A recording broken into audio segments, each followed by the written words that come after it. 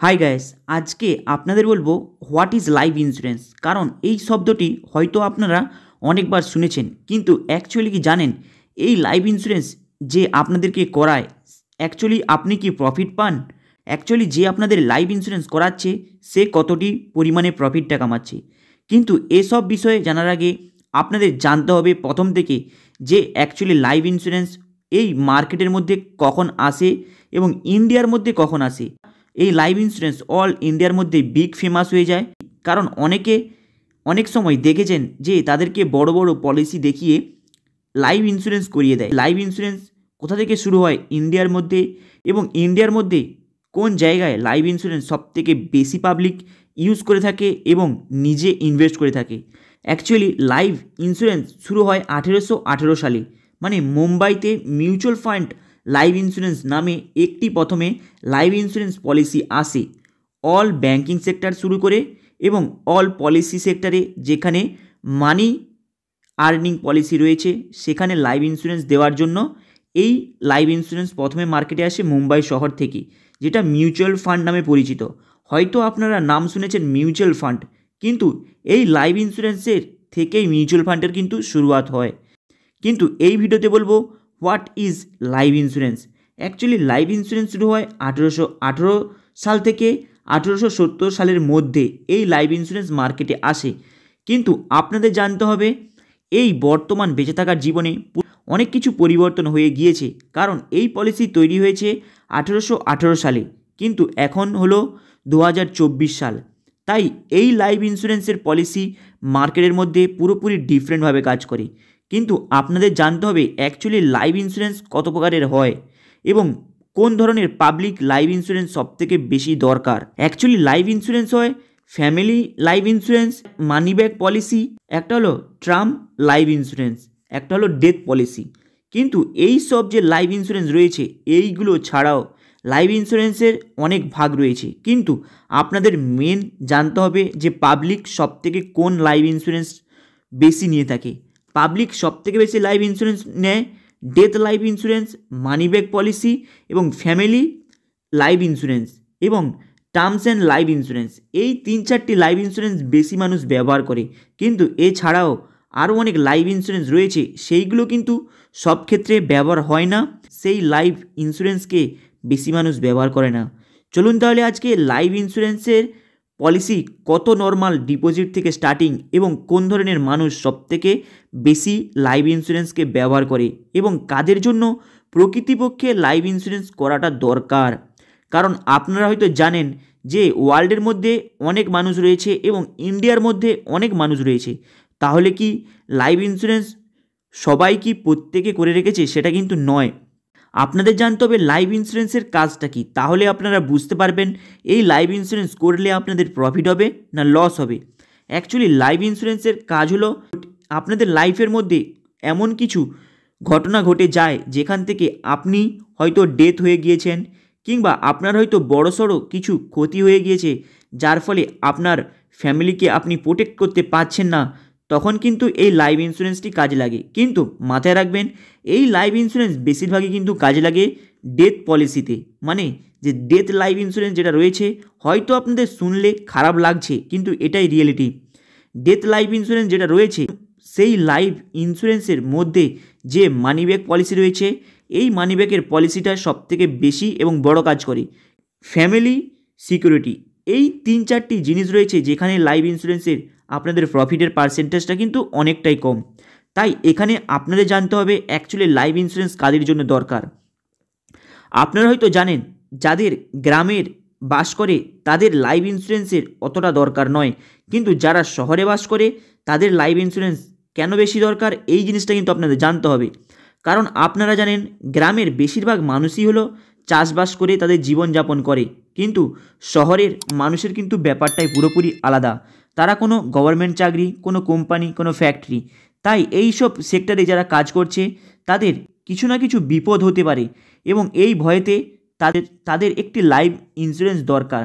কারণ আপনারা হয়তো জানেন একটি সরকারি কিংবা কোম্পানি কিংবা প্রাইভেট জব কিংবা কোনো ফ্যাক্টরি বা কোনো কেমিক্যাল ফ্যাক্টরিতে যারা কাজ করে তাদের কোনো সময় কোনো যদি দুর্ঘটনা হয়ে যায় তাহলে তাদের ফ্যামিলির পক্ষে অনেক সেই অর্থটাকে মেনটেন করাটা প্রবলেম হয়ে যাবে। তাই তাদের লাইফ ইন্স্যুরেন্স সবথেকে বেশি দরকার। এই জিনিসটা কিন্তু মাথায় রাখবেন। তাই লাইফ ইন্স্যুরেন্স বেশি কাজ করে শহরের মানুষের ক্ষেত্রে, কিন্তু গ্রামের মানুষের ক্ষেত্রে লাইফ ইন্স্যুরেন্স অতটা কিন্তু কাজ করে না। তাই হয়তো আপনারা দেখেছেন যখনই আপনারা কোনো ব্যাংকে অ্যাকাউন্ট বই ওপেন করতে যান, বিশেষ করে স্টেট ব্যাংকে, সেখানে দেখেন আপনাদের বছরে একটি লাইফ ইন্স্যুরেন্স ধরিয়ে দেয় স্টেট ব্যাংক, যেখানে আপনাদের 1000 টাকা কেটে নেবে। তাই স্টেট ব্যাংকের সবথেকে নর্মাল লাইফ ইন্স্যুরেন্সের অ্যামাউন্ট হলো 1000 টাকা। তাই 1000 টাকা দিয়ে আপনারা যদি একটি লাইফ ইন্স্যুরেন্স করে রাখেন তাহলে সেখানে প্রায় 10 লাখের কাছাকাছি আপনারা রিটার্ন পাবেন। কিন্তু মাথায় রাখবেন এই অ্যামাউন্টটা কেবলমাত্র আপনার যদি কোনো বড় ধরনের যদি কিছু ক্ষতি হয়ে যায় তাহলেই পাবেন, না হলে কিন্তু এই অ্যামাউন্টটা আপনি কোনো রিটার্ন পাবেন না, আপনার পুরোপুরি কেটে নেবে। তাই লাইফ ইন্স্যুরেন্স গ্রামের মানুষরা বেশি করতে চায় না এবং শহরের মানুষরা বেশি করে, কারণ শহরের মানুষদের একটাই রোজগারের উপরে তাদের অল ফ্যামিলি চালাতে হয়। তাই তাদের বেশি সাপোর্ট করে থাকে লাইফ ইন্স্যুরেন্স। কিন্তু এই সেম লাইফ ইন্স্যুরেন্সকে যদি আপনারা গ্রামের দিকে অ্যাপ্লাই করেন তাহলে সেখানে দেখবেন প্রায় 1000 জন ব্যক্তির মধ্যে একটি ব্যক্তি হয়তো সে লাইফ ইন্স্যুরেন্স করবে, কিন্তু বাকি যারা রয়েছে তারা কেউ লাইফ ইন্স্যুরেন্সের দিকে ইন্টারেস্ট দেয় না। তাই আপনারা যদি দেখেন এই লাইফ ইন্স্যুরেন্স অ্যাকচুয়ালি কোথায় ব্যবহার হয় তাহলে আপনারা দেখতে পাবেন এই লাইফ ইন্স্যুরেন্স অ্যাকচুয়ালি শহরেতে ব্যবহার হয়। কিন্তু এই লাইফ ইন্স্যুরেন্সের যে ভাগগুলো রয়েছে সেই ভাগগুলোকে অনেক শহরের ব্যক্তি কাজে লাগায়, কারণ অনেকে জানে যে লাইফ ইন্স্যুরেন্স খুবই কম দরকার হয় অনেকের ক্ষেত্রে। তাই অনেকে লাইফ ইন্স্যুরেন্সের মধ্যে তারা মানি ব্যাক পলিসি নিয়ে থাকে, কারণ মানি ব্যাক পলিসিটি এমন একটি পলিসি লাইফ ইন্স্যুরেন্সের মধ্যে যেখানে আপনারা ডিপোজিট করলে সেই অ্যামাউন্টটা আপনারা আবার যখন কয়েক বছর কমপ্লিট হয়ে যাবে তখন কিন্তু সেই অ্যামাউন্টটার মধ্যে কিছু পার্সেন্টেজ আপনারা রিটার্ন পাবেন। তাই অনেকে লাইফ ইন্স্যুরেন্সের মধ্যে মানি ব্যাক পলিসি যে অপশানটা রয়েছে এই ধরনের লাইফ ইন্স্যুরেন্সকে তারা করে থাকে। কিন্তু মাথায় রাখবেন লাইফ ইন্স্যুরেন্সের মধ্যে সবথেকে একটা বড় প্রবলেমও রয়েছে। এই বিষয়টা বেশিরভাগই ঘটে শহরের মানুষদের ক্ষেত্রে, কারণ অনেকে দেখেছেন যখনই আপনারা লাইফ ইন্স্যুরেন্স করে থাকেন তখন আপনাদের অনেক রকমের বড় বড় কোম্পানি এসে আপনাদের প্রোভাইড করে তাদের লাইফ ইন্স্যুরেন্স, কিন্তু কোন ধরনের লাইফ ইন্স্যুরেন্স জেনুইন এবং আপনাদের কিছু বিপদ হলে আপনাদের প্রোটেক্ট করতে পারে সে সম্পর্কে কিন্তু আপনাদের জানা দরকার। তাই ইন্ডিয়ার মধ্যে বেস্ট লাইফ ইন্স্যুরেন্সের প্ল্যাটফর্ম হলো SBI, HDFC ব্যাঙ্ক এবং MX life insurance money back policy.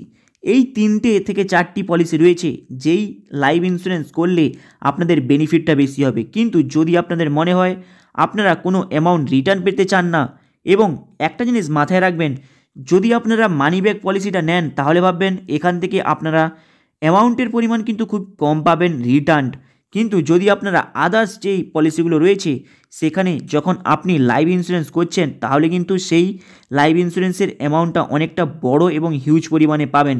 কিন্তু মাথায় রাখবেন এই লাইফ ইন্স্যুরেন্সের যে পলিসি রয়েছে মানি ব্যাক ছাড়া যত লাইফ ইন্স্যুরেন্সের পলিসি রয়েছে ওখানে লাইফ ইন্স্যুরেন্স করলে যদি আপনার কোনো ক্ষতি অতিরিক্ত এবং ডেথ না হয়ে যায় তাহলে কিন্তু আপনি সেখান থেকে কোনো অ্যামাউন্ট পাবেন না। তাই এই লাইফ ইন্স্যুরেন্স অনেকে করতে চায় এবং অনেকে করে না।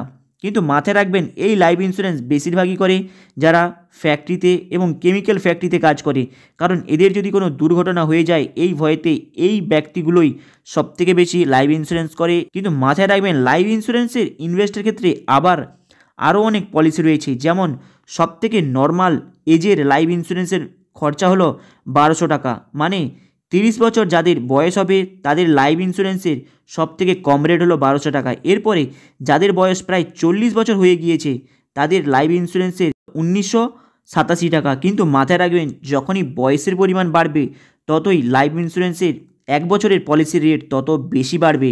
তাই এখানে 50 বছরের যাদের বয়স হয়েছে তাদের লাইফ ইন্স্যুরেন্সের প্রাইস হবে 7000 টাকা থেকে স্টার্টিং, কিন্তু যাদের 60 বছর অলরেডি কমপ্লিট হয়ে গিয়েছে তাদের 1 বছরের লাইফ ইন্স্যুরেন্সের পলিসি হবে প্রায় 1,45,000 টাকার মতো। কিন্তু মাথায় রাখবেন এই যে বললাম 1,45,000 টাকা, এই লাইফ ইন্স্যুরেন্স যদি কারো করা থাকে তাহলে সেখানে যদি এই ব্যক্তির ডেথ হয়ে যায় তাহলে আপনি হিউজ পরিমাণে অ্যামাউন্ট পাবেন।